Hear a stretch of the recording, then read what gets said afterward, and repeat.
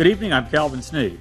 And I'm Micaiah Thurman. It was a shipping fiasco that kept thousands of presents from getting under the tree for Christmas. Both UPS and FedEx are taking the heat for not making good on their promises to deliver by Christmas Day. Some shoppers are still seeing red, but many of them seem to be adjusting to the situation today.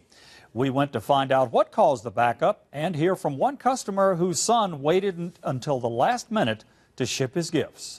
Philip Cooper's son in Cincinnati shipped Christmas packages by UPS back home to Chattanooga on Monday. He wanted to make sure it got here in time for his sister and for his family. He paid for overnight shipping, which should have gotten them to Chattanooga by Christmas Eve. They didn't arrive by then. Somehow, his father knew whatever could go wrong might. He's a 20-something, so I'm sure he was, I'm from old school, so I know get our packages in the mail early. Actually, what could go wrong did. We had a few capacity issues in Louisville on going into Christmas Eve. And Louisville just happened to be the place. That was the central place. Right outside of Cincinnati. Yeah, exactly.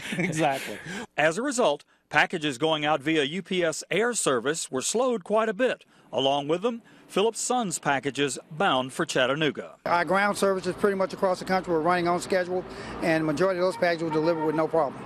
Administrators with both UPS and FedEx won't say the exact number of packages that did not make it under the tree in time, but reasons given were incorrect predictions on how big this year's business would be, more options online that increased shipping demand. On top of those, the logjam at Louisville we were told about, a logjam that eventually reached Chattanooga. Normally, Chattanooga driver Michelle Poteet, a 26-year veteran delivery driver, delivers 200 to 300 package deliveries a day, a number that jumped the days before Christmas. The 550 packages. So, we put it off on this little bitty truck, and we kept moving. Eventually, getting to Philip Cooper's house. Being old school, are there any words of wisdom that Mr. Cooper's son could learn from his father to avoid this problem in the future?